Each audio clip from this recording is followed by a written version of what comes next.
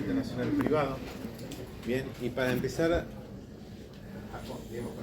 ver el tema de los menores, vamos a ver distintos institutos cómo, digamos, qué regla de solución le da tanto la fuente interna como la fuente convencional. Bueno, acá vemos una diferenciación con respecto a lo que es el Código Civil derogado, porque como el primer tema que vamos a abordar, que es el tema de la afiliación, en el tema de la afiliación no había normas en el Código Civil derogado, ¿bien? Lo cual ahora en el nuevo Código Civil y Comercial de la Nación tenemos distintas reglas de solución en materia de afiliación. Ahora bien, en el tema de la fuente convencional no lo vamos a ver en ambos tratados. ¿Por qué? Porque tanto en el Tratado del 89 como en el 40 habla de filiación legítima e ilegítima, ¿bien? Y esto quedó totalmente desactualizado al día de hoy. Entonces, retomando, vemos que en el tema de filiación en el ámbito del derecho internacional privado, vamos a ver únicamente cómo lo regula el Código Civil y Comercial de la Nación. Para ello tenemos que hablar en principio el tema de la competencia y después el derecho aplicable. El tema de la competencia está regulado en el artículo 2631. ¿Bien? ¿Alguien puede leer el artículo 2631?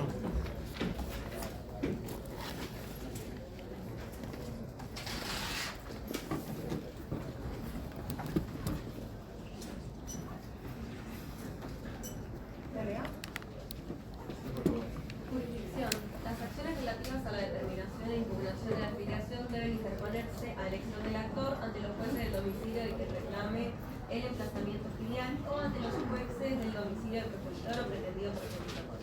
En caso de reconocimiento, son competentes los jueces del domicilio de la persona que efectúa el reconocimiento, los del domicilio del hijo o los del lugar de su nacimiento. Bueno, acá la norma se divide en dos partes. Uno, obviamente, tiene que ver con la llamada determinación de la afiliación o el pedido, ¿no? Que también se puede dar el tema de la llamada impugnación de la afiliación. En ambos casos se plantea el tema de cuál va a ser la regla de competencia y ahí es ahí donde establece la posibilidad de poder elegir, ¿bien? Y es ahí donde la parte actora va a poder elegir entre las distintas reglas de solución. Como muy bien dice acá, plantea que a elección del actor pueden ser los jueces del domicilio de quien reclama, obviamente, ese emplazamiento filial, ¿bien? El de los jueces del domicilio del progenitor o del presunto progenitor, porque hasta acá podría ser que sea un presunto progenitor, ¿bien? Eso por un lado, y por el otro se plantea el tema de la competencia en cuanto al reconocimiento, ¿bien? Y es ahí donde también se plantea la posibilidad de elegir entre los jueces del domicilio de la persona que efectúa el reconocimiento, la del domicilio del hijo, o los del lugar de su nacimiento, ¿bien? Es decir, también ahí plantea la posibilidad de elegir en cuanto a lo que es el reconocimiento, la afiliación, en cuanto a lo que es la competencia, ¿bien? En el artículo siguiente nos plantea el derecho aplicable, que tampoco, digamos, dista de lo que plantea el tema de la competencia. El artículo 2632 establece que el establecimiento y la impugnación de la afiliación se rigen por el derecho al domicilio del hijo al tiempo de su nacimiento o por el derecho al domicilio del progenitor o pretendido progenitor del que se trate al tiempo del nacimiento del hijo, o por el derecho al lugar de celebración del matrimonio al que tenga soluciones más satisfactorias a los derechos fundamentales del hijo. Bueno, en el análisis de la norma empezamos a plantearnos, ¿no?, cuál sería la norma más beneficiosa en este caso para el menor. Y es ahí donde a partir de ahora vamos a ver distintas reglas de solución que ponen en juego la posibilidad de que sea la más favorable, es la que obviamente se va a dar cuenta, se va a utilizar como una regla de solución. En el caso, como muy bien plantea acá, en cuanto a lo que es el derecho aplicable, tanto el establecimiento como la impugnación de la afiliación se van a regir, dice, por la ley del por el derecho del domicilio del hijo, pero le pone una salvedad. ¿Cuál va a ser? Al tiempo del nacimiento, ¿bien? O por el derecho del domicilio del progenitor o presunto progenitor, ¿bien? También pone como excepción al nacimiento del hijo. Y plantea acá otra situación que tiene que ver o por el derecho del lugar de la celebración del matrimonio, ¿bien? Cualquiera de ellas, obviamente, la puede tomar la parte actora y obviamente tendrá que ser la más favorable, obviamente, como muy bien plantea acá, a los derechos fundamentales del hijo. Bien. En la última parte, este artículo 2632 dice: el derecho aplicable en razón de esta norma determina la legitimación activa y pasiva para el ejercicio de las acciones, el plazo para interponer la demanda, así como los requisitos y efectos de la posesión de Estado. Bueno, todas las cuestiones formales, como muy bien plantea acá, que tienen que ver con los requisitos de forma, bien, en cuanto a lo que es la posesión, en cuanto a lo que es, muy bien plantea acá, el plazo para poder interponer la demanda, todo se va a regir de acuerdo al derecho aplicable en razón a la norma que obviamente va a determinar, ¿no?, tanto la legitimación activa o pasiva, es decir, quién está legitimado para interponer esa afiliación. Bien. Bueno, esto planteado desde el punto de vista en cuanto a lo que es reconocimiento, impugnación o determinación de la afiliación. Pero ahora bien, se puede dar otra situación, que ese reconocimiento se pida reconocimiento en un Estado, porque la afiliación se realizó en otro Estado. Y es ahí que esa regla de solución nos va a proponer dar una solución en el artículo 2634, que nos plantea lo que es el reconocimiento del emplazamiento filial constituido en el extranjero. Bien, una afiliación que se constituyó en otro Estado, no en un Estado argentino, y que pide reconocimiento en el Estado argentino. ¿Qué debe tener en cuenta a la hora de establecerse, digamos, como reglas? Es lo que nos plantea el artículo 2634. ¿Alguien puede leer el primer párrafo? Sí, por favor. Reconocimiento del procedimiento filial constituido en el extranjero. Todo emplazamiento filial constituido de acuerdo con el derecho extranjero debe ser reconocido en la República de conformidad con los principios de derecho, especialmente aquellos que imponen considerar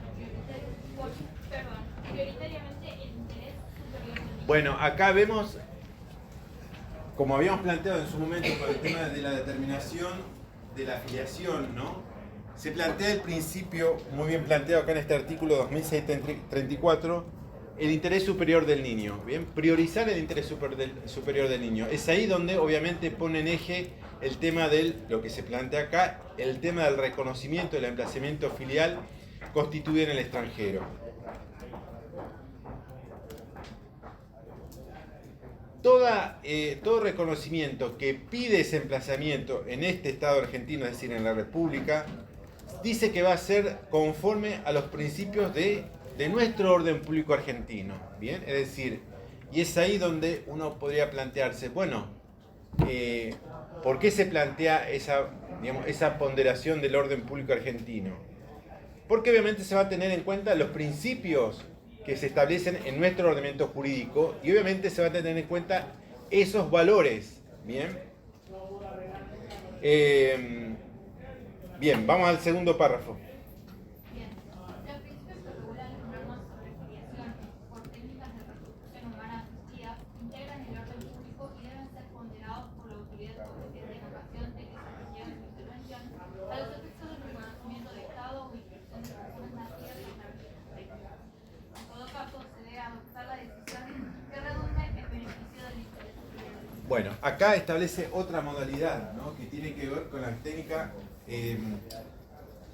sobre filiación por técnicas de reproducción humana, bien, y también pondera el tema del interés superior del niño, bien, también plantea el tema en cuanto a la regulación del orden público, bien, y deben ser ponderados, dice, por la autoridad competente en ocasión de que se requiera su intervención, bien, es decir, se requiere la intervención, sin lugar a duda la autoridad competente tendrá que establecer si se cumplen todos esos requisitos formales a la hora de plantear este reconocimiento de emplazamiento, ¿no?, filial constituido en el extranjero.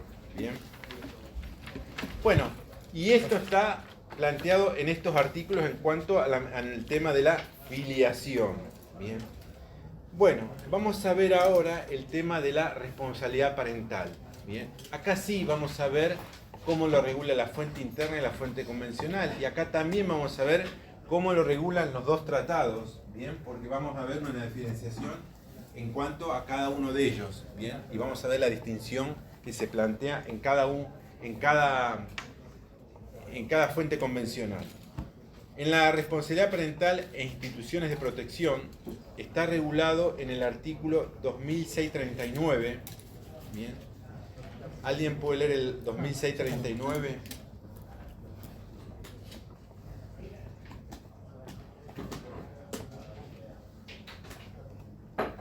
Yo lo leo, profe. Responsabilidad parental. Todo lo atinente a la responsabilidad parental se rige por el derecho de la residencia habitual del hijo al momento en que se suscita el conflicto. Bien, aguárdenme. Bueno, acá empezamos a ver una resolución que se va a hacer, digamos, constante a medida que abordemos distintas problemáticas en cuanto a lo que es el menor de edad, que tiene que ver con la llamada residencia habitual. Bien. Tiene obviamente un fundamento el tema de que se elija el tema de la residencia habitual, porque obviamente juegan con el tema de los tiempos, bien, y en este caso plantea que la responsabilidad parental se va a regir por el derecho de residencia habitual del hijo al momento en donde se va a suscitar ese conflicto en cuanto a establecer quién tiene la responsabilidad parental. También se vuelve a ponderar el tema del interés superior del niño, bien. Y obviamente plantea que si otro Estado ofrece una regla de solución más favorable al menor, obviamente puede darse la situación de que se pondere esa regla de solución. Bien. Sí, bien. Siga, por favor. No obstante, en la medida en que el interés superior del niño lo requiera, se puede tomar en consideración el derecho de otro Estado con el cual la situación tenga vínculos relevantes. Bueno, cuando hablamos de vínculos relevantes, ¿a qué nos referimos? ¿Cuál sería un vínculo relevante? Porque le pone como condición para que podamos elegir el derecho de otro Estado que tengan vínculos relevantes. ¿Bien? ¿Cuál podría ser un vínculo relevante?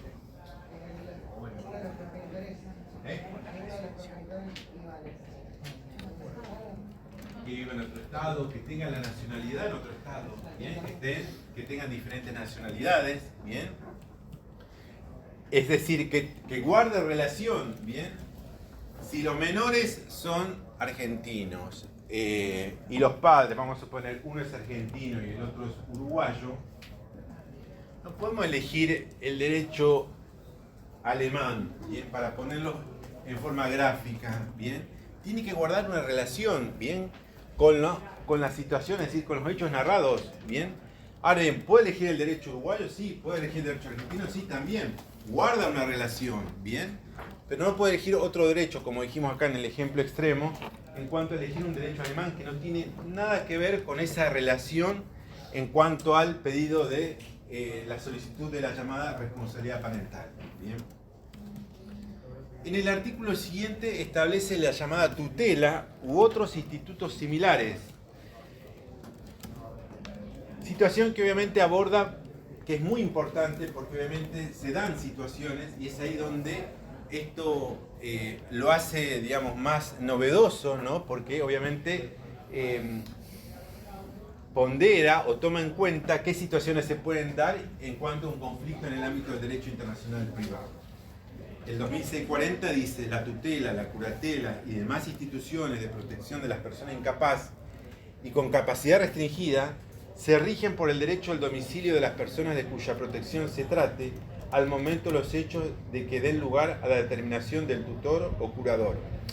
Bueno, acá pondera otras situaciones, ¿no? Es decir, otros institutos que tienen que ver obviamente con el tema de la tutela, la curatela, la capacidad restringida, ¿bien? Y todo ello se va a regir, como muy bien plantea acá, por el derecho al domicilio de la persona de cuya protección se trate, ¿bien? Al momento de los hechos, ¿bien? Obviamente que den al momento del hecho en donde se tenga que determinar quién va a ser el tutor o quién va a ser el curador de esta persona incapaz, ¿bien? Sigue el artículo 2640, dice: otros institutos de protección de niños, niñas y adolescentes regularmente constituidos según el derecho extranjero aplicables son reconocidos y despliegan sus efectos en el país siempre que sean compatibles con los derechos fundamentales del niño. A ver, Se puede dar, obviamente, otra situación, que tenga una responsabilidad parental más amplia que el Estado argentino y obviamente siempre se tiene que ponderar, como muy bien plantea acá, los derechos fundamentales del niño, ¿bien? A la hora de ese análisis que se plantea acá, ¿bien? En el artículo siguiente, en el 2641, plantea el tema de las medidas urgentes de protección. La autoridad competente debe aplicar su derecho interno para adoptar las medidas urgentes de protección que resulten necesarias respecto de las personas menores de edad o mayores incapaces o con capacidad restringida o de sus bienes cuando se encuentren en su territorio sin perjuicio de la obligación de poner el hecho en conocimiento del Ministerio Público y en su caso de la autoridad competente del domicilio o de la nacionalidad de la persona afectada, excepto lo dispuesto en materia de protección internacional de refugiados.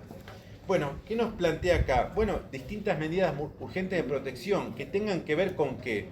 Con el menor, y también afronta acá el tema de bienes del menor, ¿bien? En donde se ponga en resguardo esos bienes del menor y cómo lo tiene que resolver, en este caso, de acuerdo a lo que plantea el artículo 2642. Ahora bien, en los tratados de Montevideo, tanto del 89 como del 40, el tema de la patria potestad está regulado en el 89 en el artículo 14 y 15. Y en el tratado del 40 está regulado en el artículo 18 y 19. En este caso vamos a ver cómo lo regula cada uno. Tratado del 89, artículo 14. La patria potestad en lo referente de derechos y deberes personales se rigen por la ley del lugar de quien ejercita. ¿Bien? ¿De quien ejercita quién? Bueno, en este caso la patria potestad. ¿Bien? Se va a regir en materia de derechos y deberes personales.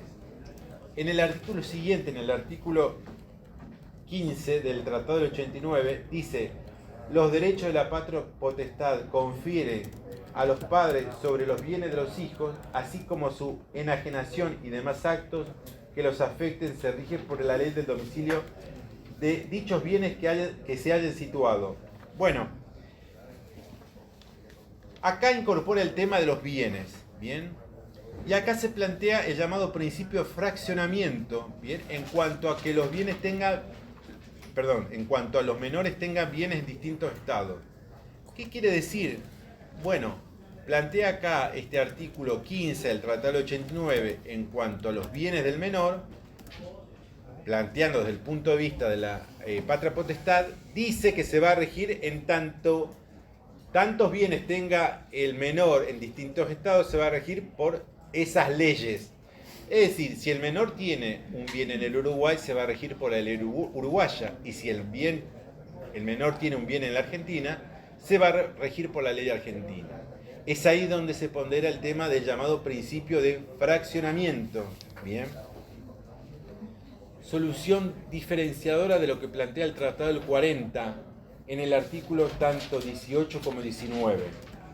La patria potestad, dice el artículo 18, en lo que se refiere a derechos y a los deberes personales, se rige por la ley del domicilio de quien ejercita. Bueno, hasta acá regula lo mismo que el artículo 14. Bien. La ley del domicilio de quien ejercita la patria potestad va a regir los derechos y deberes de las relaciones personales. Es ahí donde en el artículo siguiente, en el artículo 19, menciona: por la misma ley se rigen los derechos y las obligaciones inherentes a la patria potestad respecto de los bienes de los hijos, así como su enajenación y los demás actos que sean objeto en todo lo que sobre materia de estricto carácter real no esté prohibido por la ley del lugar de la situación de tales bienes. Bueno, acá, ¿qué hace el artículo 19? Nos va a remitir al artículo anterior, al artículo 18, y es decir, que se va a regir por una única ley, que va a ser ¿cuál? La ley del domicilio de quien ejercita la patria potestad va a regir los bienes del menor en cuanto a los derechos y deberes personales que se plantean en esta cuestión. Entonces, en el Tratado del 40 se va a regir por una única ley, que es por la ley de quien ejercita la patria potestad. En cambio, el Tratado del 89 va a regir el tema de los bienes en materia de patria potestad, va a regir por la ley del lugar de donde se encuentran situados esos bienes. ¿Bien? Sí, dígame. Una pregunta lo básica. No, dígame. ¿Qué se considera en este sentido bienes del menor? Bienes, habla bienes en general, que puede ser un bien mueble o un bien inmueble. Bien. Sí, un bien inmueble. A ver, tengo en cuenta un menor puede tener una cuenta, ¿bien? Y obviamente es un bien del menor, ¿bien? Entonces, o también podríamos plantear el tema de una tarjeta de crédito que tenga una deuda también, ¿bien? Un bien inmueble también de un menor, ¿no? Mi pregunta por ahí va enfocada, no sé, en la vivienda familiar, para proteger al menor no puede llegar a un cáncer. No. Es titular del menor. Sí, pero no llego a interpretar en qué sentido. Porque está bien, entiendo la medida que quiera tomar, pero es en resguardo del menor, pero no es el bien del menor. Bien. Bueno. Perdón, Sígueme. una pregunta. ¿Una Sí, sí. herencia podría a futuro, ¿no? Que tenemos esa mayor de edad, podría? Sí, podría, o que deje algo en un testamento a un menor, ¿bien? Y determinar una albacea, ¿bien? Sí, eso también se puede pasar, no es muy común. Es un tema que vamos a abordar cuando vemos el tema del testamento, ¿no? Que también es muy común que se establezca esa disposición, ¿bien? Que el menor tenga bienes, ¿bien? Para ser un poco más gráfico, veamos el caso de Maradona. Maradona tiene hijos menores, un hijo menor, ¿no? Y de repente también, si bien todavía no está terminada esa sucesión, él también es dueño, tanto como los hijos mayores, pero tiene es más, no sé si ustedes saben, el chico tiene una discapacidad, ¿bien? Que se acuerdan que en su comienzo le habían cortado el tema de los tratamientos, ¿bien? En donde ahí tuvo que tomar una medida urgente, ¿bien? Porque no se podía suspender el tratamiento, ¿bien? Se tuvo que liberar los fondos para que pueda, en este caso, el menor tener el tratamiento, ¿bien? Pero ¿es viable? No, sí es viable, se da muy poco. A ver, pero yo me acuerdo hace 20 años atrás era inviable de que un menor quizás tenga un bien, ¿no? Pero hoy por hoy, quizás planteando estas situaciones muy particulares, se da que el menor pueda tener algún tipo de bien, ¿bien? Me viene a la cabeza también el tema de Cristina Onassis, cuando falleció, tenía una única hija, ¿bien? Y era menor de edad, ¿bien? Y en ese momento también el caso de Ricardo Ford, también, ¿no? En el cual también tenía 2 hijos menores de edad. Si bien la familia tenía una empresa, obviamente, los menores obviamente no, pero bueno, también los bienes, los hijos también eran dueños de los bienes, porque ahí se plantea el tema, a partir de la mayoría de edad, se iban a hacer cargo de la empresa, ¿bien? En esos casos el tutor es el que tiene que dar cuentas al juez, ¿no? Sí, la rendición de cuentas. Sí, eso, yo me acuerdo hace 20, 25 años atrás era poco frecuente, ¿no? El tema, pero hoy es muy común, ¿no? El tema de rendición de cuentas, en el cual tiene que hacer en forma detallada, digamos, esa rendición, y obviamente también lo toma en cuenta, ¿bien? Con traslado a la otra parte, obviamente, para ver si está de acuerdo o no con esa llamada rendición de cuentas, ¿bien? Bueno, bueno, ya vimos del tema de filiación, el tema de la restitución, el tema de la patria potestad o responsabilidad parental, y vamos a entrar a ver el tema de la adopción, ¿bien? Cuando hablamos de la adopción, una adopción internacional, ¿qué tenemos que, digamos, cómo nos imaginamos que se pueda dar cuenta de esta llamada adopción internacional? ¿Qué tiene que suceder para que se dé esta adopción?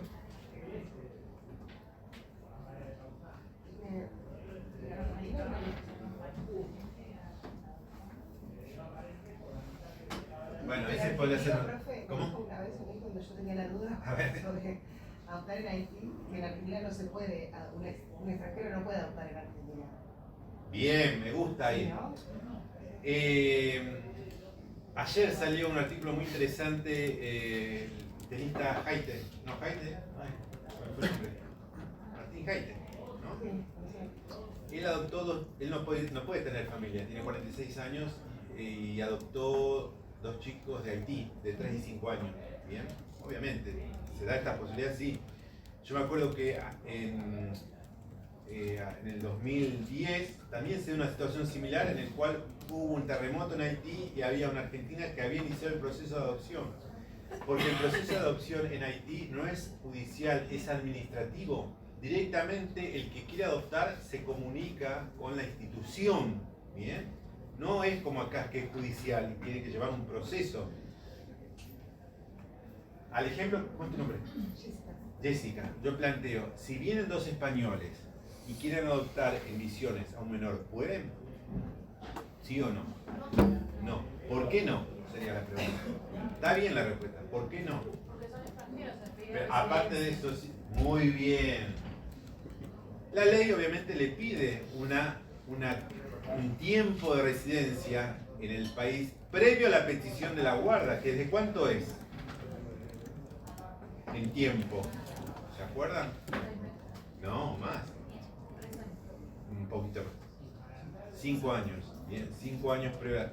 Lo cual obviamente, si esta pareja de españoles que viene de excursión, que viene de turismo a la Argentina, bien, no va a poder adoptar. Pero muy bien, como plantea Jessica, ¿no? De repente, si argentinos van a Haití y quieren adoptar, seguramente lo podrán hacer, porque obviamente la legislación de Haití lo permite, ¿bien? Y obviamente está puesto, no es Haití, es Martín Chela, el que hizo la adopción y que salió ayer en La Nación, ¿bien? Luis Chela, gracias. Bien. Contando obviamente su situación en cuanto a por qué adoptó, ¿no? También que es muy común hoy por hoy, ¿bien? Realizar esa adopción, esa manera de adoptar, ¿bien? Que en otro estado obviamente lo permite, ¿bien? Bueno, en cuanto a lo que es la adopción internacional, obviamente la Argentina hizo una reserva, obviamente porque la Argentina ratificó la Convención de los Derechos del Niño, ¿bien? Que la Convención de los Derechos del Niño está en contra de la adopción internacional, ¿bien? Es decir, si una pareja española quiere adoptar a un argentino, no lo va a poder hacer, ¿bien? Ya de movida por los requisitos que le están pidiendo, ¿bien? Y porque, como plantea hoy por hoy la normativa, esto no implica que el día de mañana esto se modifique, que cambie la situación, ¿bien? Puede cambiar la situación, este cambio se puede dar, y bueno, se puede dar, obviamente, en un momento lo hemos hablado, ¿no? El tema de, no sé si lo hablé en este curso o en el otro, ¿no? Del que el tema, cuando hablamos de adopción, siempre uno piensa en un menor de edad que no supere los 5 años. Pero también es muy viable que hay chicos en adopción a partir también de los 15 años, ¿bien? Y esto lo puso en relieve el tema de ¿cómo se llama? ¿Cómo se llama? Una persona muy conocida del ambiente artístico, ¿no? Muscaris, gracias, muy bien, Muscari, ¿no? Que le adoptó un chico de 15 años, ¿no? A partir de una vivencia, ¿no? Y que acá también lo comenté, que en La Nación, creo que fue el Día del Padre, salía un artículo en el cual ponían a disposición chicos que querían ser adoptados, ¿no? Grandes, y cada chico planteaba, hacía una carta no abierta al público, diciendo por qué quería que lo adopten, ¿bien? Obviamente eran de distintas provincias, me acuerdo que había uno de Mendoza, ¿bien? Algunos con algún tipo de problemas de salud y otros no, ¿bien? Pero vuelvo a reiterar, porque la mirada que tiene la sociedad en cuanto a la adopción es adoptar uno que sea menor de 5 años, pero también hay muchas personas que tranquilamente tienen 10, 12, 15 años y que no, la mirada de la sociedad no está puesta en esa franja en cuanto a lo que es la edad, ¿bien? Y a la vez también es como un mercado, porque los niños con enfermedades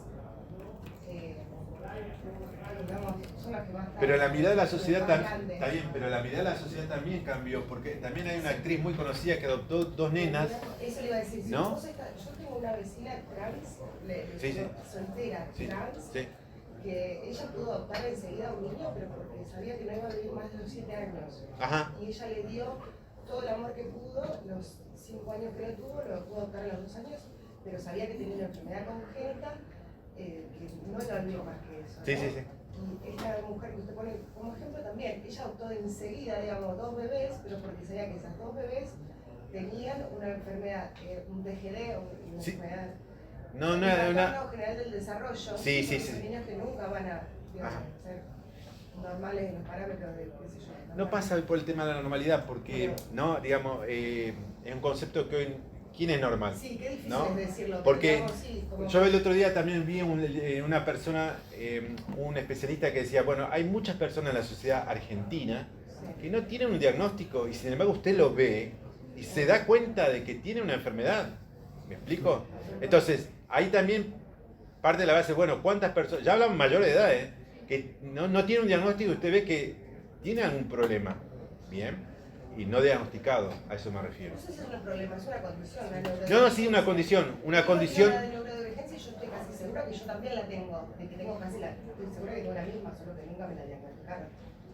Casi. Sí, pero hay una, está bien, hay una, y ahí, digamos, le planteo la situación. ¿Qué diferencia hay que tenga un diagnóstico temprano o no? Y usted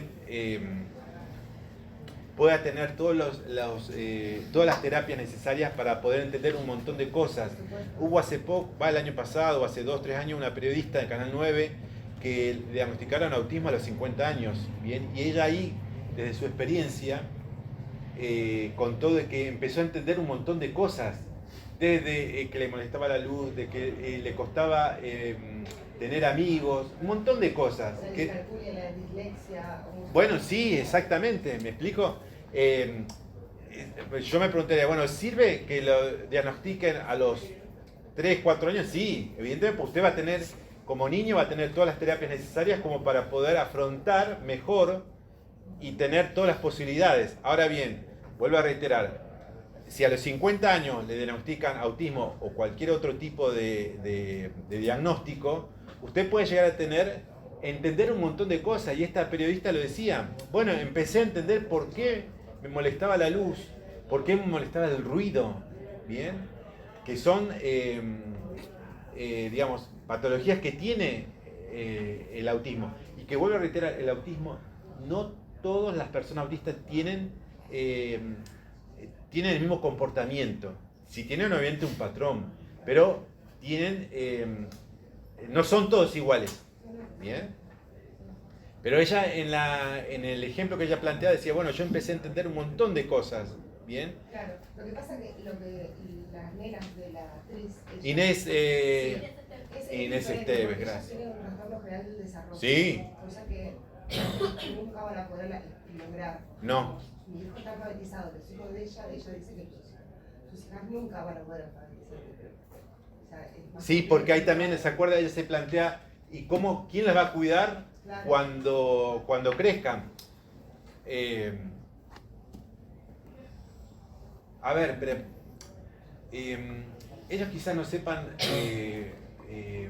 mantener un diálogo, pero quizás en el cotidiano sería, bueno, que puedan salir a hacer una compra, ir y volver, poder cocinarse, que para nosotros sería algo básico, pero para ellos le cuesta el doble o el triple, ¿me explico? Y es ahí donde obviamente vuelvo a plantear, no todos las niñas o niños con esa condición no pueden hacer determinada cosa. Cada uno tiene su propia particularidad, ¿bien? Obviamente sí, requiere una asistencia, ¿bien? Ella también ponía en el ejemplo, yo trabajo y tengo una persona que me ayuda, que me colabora, ¿bien?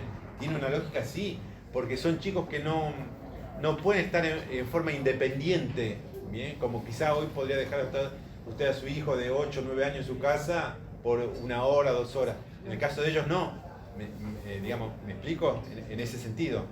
Pero vuelvo a reiterar, la mirada de la sociedad está cambiando, ¿bien? Yo me acuerdo hace 20, 30, 40 años atrás, era difícil tratar el tema de la discapacidad. Hoy por hoy es un tema que bueno, ahora últimamente se está viendo por el tema de los recortes y todo eso, pero independientemente de eso, hoy por hoy es un tema que se habla, se plantea el tema de la integración en las escuelas, ¿bien? Es decir, hoy puede tener un chico con algún tipo de diagnóstico dentro de la institución, tanto pública como privada, ¿bien? Que esto hace 30, 40 años atrás no se veía, no se hablaba de la integración. Cuando había un problema se lo derivaba a un lugar especializado, ¿bien? Sí lo hay también hoy, ¿bien? Porque hay chicos, convengamos, que requieren de ¿cómo se le llama? De unos institutos especializados, que ahí obviamente tienen los especialistas, ¿bien? Pero hay otros chicos que no, que se pueden tranquilamente integrar a una institución pública o privada y obviamente con un régimen especial, ¿bien? Bueno, volviendo al tema de la adopción, ¿no? Es un tema que en el Código Civil derogado no lo plantea, y obviamente ahora en el Código Civil y Comercial de la Nación nos plantea cómo se regula, ¿bien? Nos plantea el tema de la conversión, el derecho aplicable, de la jurisdicción, y en los tratados de Montevideo solamente está regulado en el Tratado de Montevideo del 40, ¿bien? La competencia según el artículo 2635. En caso de niños con domicilio en la República, los jueces argentinos son exclusivamente competentes para la decisión de la guarda con fines de adopción y para el otorgamiento de una adopción. Bueno, acá estamos hablando de una jurisdicción ¿de qué tipo? Directa. Y también una jurisdicción exclusiva, ¿bien? Que le da al juez argentino esa potestad de ¿qué? De si que el menor tiene domicilio en la Argentina, entonces ¿quién va a ser juez competente? Exactamente, el juez argentino. Para poder entender en que en la decisión de la guarda con fines de adopción y obviamente sin lugar a duda para el otorgamiento de la adopción, ¿bien? Continúa el artículo 2635, dice, para la anulación o revocación de una adopción son competentes los jueces del lugar del otorgamiento o del domicilio del adoptado. Bueno, anulación o revocación le da la posibilidad de elegir entre los jueces del lugar de donde se otorgó esa adopción o del domicilio del adoptado. Bien, le da la posibilidad de elegir. En el artículo siguiente plantea el tema del derecho aplicable. Artículo 2636. Los requisitos y efectos de la adopción se rigen por el derecho del domicilio del adoptado al tiempo de otorgar la adopción, de otorgarse la adopción. Bien. La anulación o revocación de la adopción se rige por el derecho de su otorgamiento o por el derecho al domicilio del adoptado. Bueno, misma regla de solución que en materia de competencia. Vamos al tema del reconocimiento. ¿Alguien puede leer el artículo 2637? A ver. Una adopción concedida en el extranjero debe ser reconocida en la República cuando haya sido otorgada por los jueces del país del domicilio del adoptado al tiempo de su otorgamiento. También se debe reconocer adopciones conferidas en el país del domicilio del adoptante cuando esa adopción sea susceptible de ser reconocida en el país del domicilio del adoptado. Los efectos del control del orden público tienen en cuenta el interés superior del niño y los vínculos estrechos del caso con la República. Bueno, acá habla de un reconocimiento, bien, en cuanto a esta llamada adopción constituida en el extranjero, y que debe ser, obviamente, plantea el tema del reconocimiento en la Argentina. Dice cuando haya sido otorgada por los jueces del país del domicilio del adoptado al tiempo de su otorgamiento, bien. También dice se deben reconocer adopciones conferidas en el país del domicilio del adoptante cuando esa adopción sea susceptible de ser reconocida en el país del domicilio del adoptado. Siempre se pondera, como muy bien plantea acá, el tema del orden público, ¿bien? Y también pondera el interés superior del niño y los vínculos estrechos, ¿bien? En cuanto al caso con la República, ¿bien? Si el menor, vamos poniendo un ejemplo, el menor tiene domicilio en Uruguay, los adoptantes tienen nacionalidad, vamos a suponer, brasilera. No guarda ninguna relación el juez argentino, ¿bien? Tiene que guardar una estrecha relación para que sea, en este caso, el juez argentino que pueda intervenir en ese proceso que se plantea en cuanto a lo que es esa adopción conferida en el extranjero, ¿bien? El artículo siguiente nos plantea el tema de la conversión. Artículo 2638. La adopción otorgada en el extranjero de conformidad con las leyes del domicilio del adoptado puede ser transformada en adopción plena, sí. Una adopción simple que viene del exterior, bien vamos a suponer de España, y viene a la Argentina, y que quiere transformarse en adopción plena, ¿se puede hacer? Sí se puede hacer, pero sin lugar a dudas plantea una serie de requisitos. La primera, se reúnen los requisitos establecidos por el derecho argentino para la adopción plena, ¿bien? Todos los requisitos que requiere la ley argentina en cuanto a la adopción plena debe cumplirlas, ¿bien? Si no, no se puede convertir esa adopción simple en plena en la Argentina. Segundo, prestar su consentimiento adoptante y adoptado. Si esta es persona menor de edad, debe intervenir el Ministerio Público. En todos los casos, el juez debe apreciar la conveniencia de mantener el vínculo jurídico con la familia de origen. Bueno,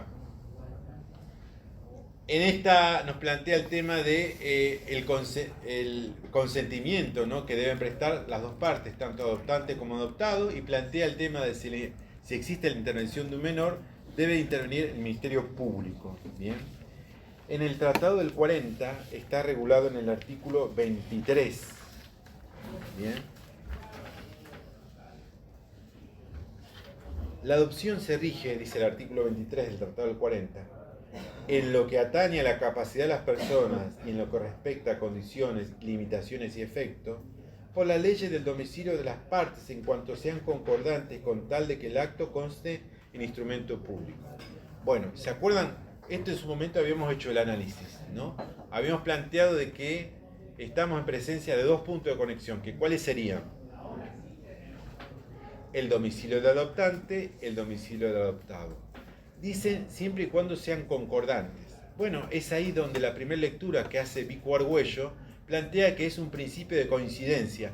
Tienen que coincidir los dos domicilios, tanto del adoptante como del adoptado, para poder establecer esta llamada adopción internacional. Bien, esa es la primera mirada que tiene en cuanto al análisis del artículo 23. La otra mirada tiene que ver con Goldman, que habla del punto de conexión acumulativa que se da, obviamente que se tienen que dar los dos puntos de conexión para poder establecer esta llamada adopción internacional. Es decir, tanto el punto de conexión que tiene que ver con el domicilio del adoptante como el domicilio del adoptado. Bien. Bueno, en el Tratado del 89 no está regulado el tema de la adopción internacional. Bien. Vamos a empezar a ver el artículo 2642, que tiene que ver con la llamada restitución internacional del niño. Cuando hablamos de restitución del menor, ¿cuál sería el caso que se tendría que dar para que planteemos el tema de la restitución del menor?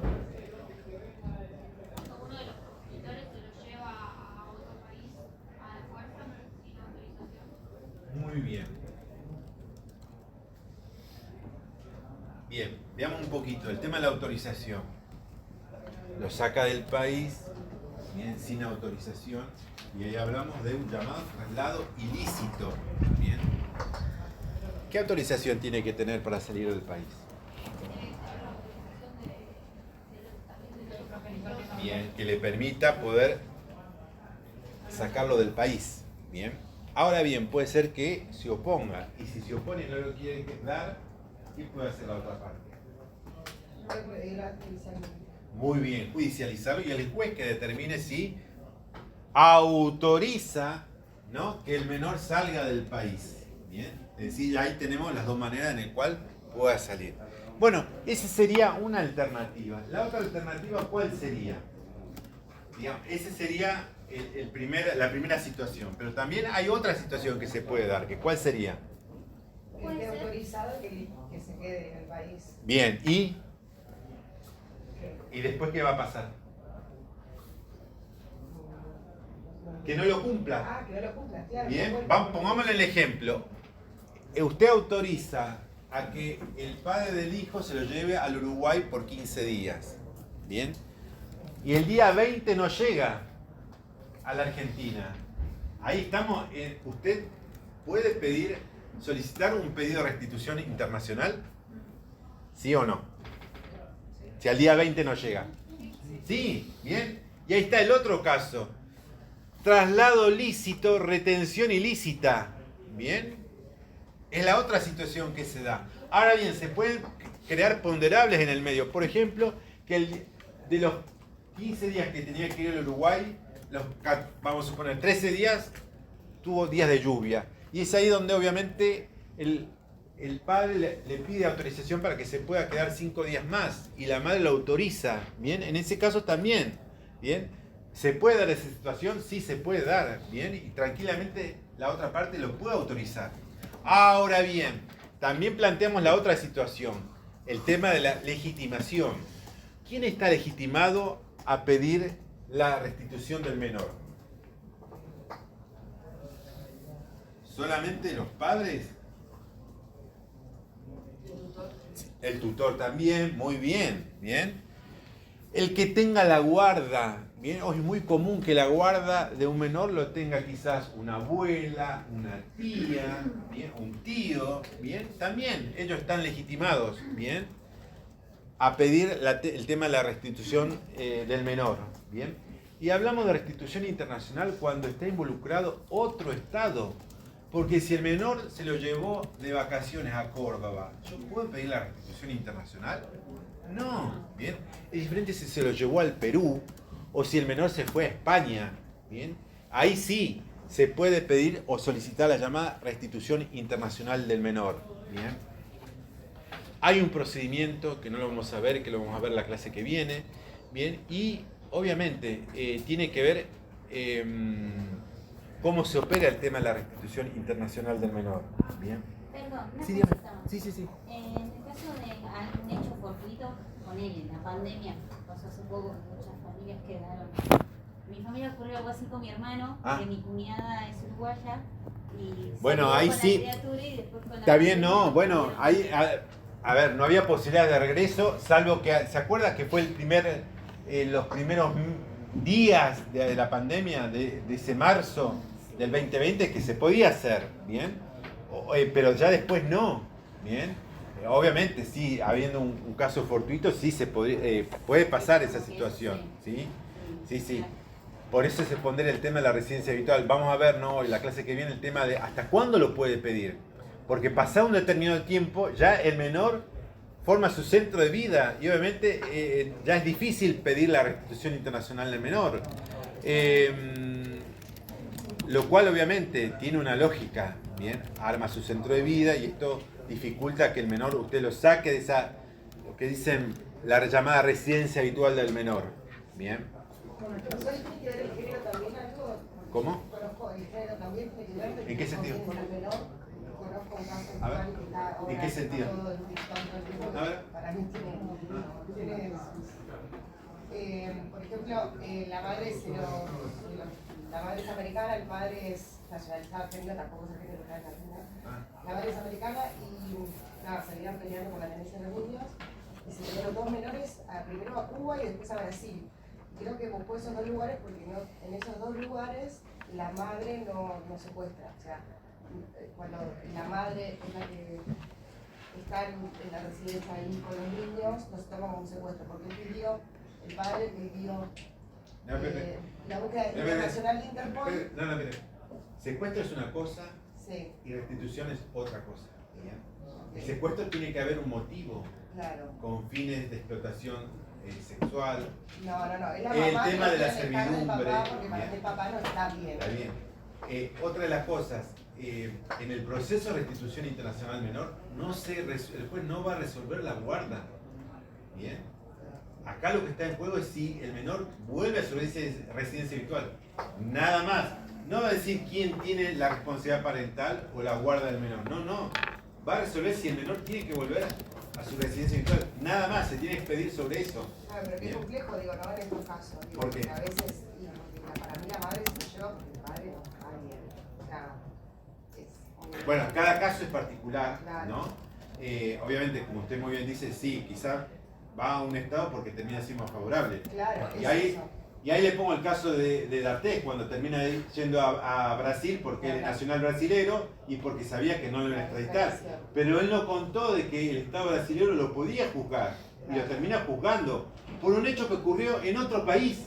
¿Me explico? Es decir, ahí también vos ve la mirada, que digamos, cómo evoluciona la justicia, ¿bien? Porque en otro momento, si hubiera pasado hace 20, 30 años atrás, no lo hubieran juzgado, ¿bien? Pero en la mirada de él, que obviamente, seguramente fue asesorado, y bien asesorado, ¿bien? En el cual dijeron, no, andá a Brasil porque la Argentina, es verdad, no tiene extradición, un convenio de extradición con Brasil, ¿bien? Sí lo puede hacer por una cuestión de reciprocidad, como pasó en el 84, 85 o 86 con Firmenich, que la Argentina pide la extradición del líder Montonero Firmenich y lo extraditan, ¿bien? Pero fue un caso poco habitual, pero obviamente Brasil en ese momento lo concedió la extradición. Pero es muy difícil que se dio, y obviamente no se dio con el caso de Artés, porque le rechazaron el tema de la extradición. ¿Bien? Bueno, lo dejamos para la clase que viene. Les recuerdo, el jueves solamente es el que rinde el recuperatorio, y para aquellos que no rinden, no tienen que venir. El jueves que viene se rinde el recuperatorio. Este jueves. ¿Bien? O sea, nos veremos el próximo lunes.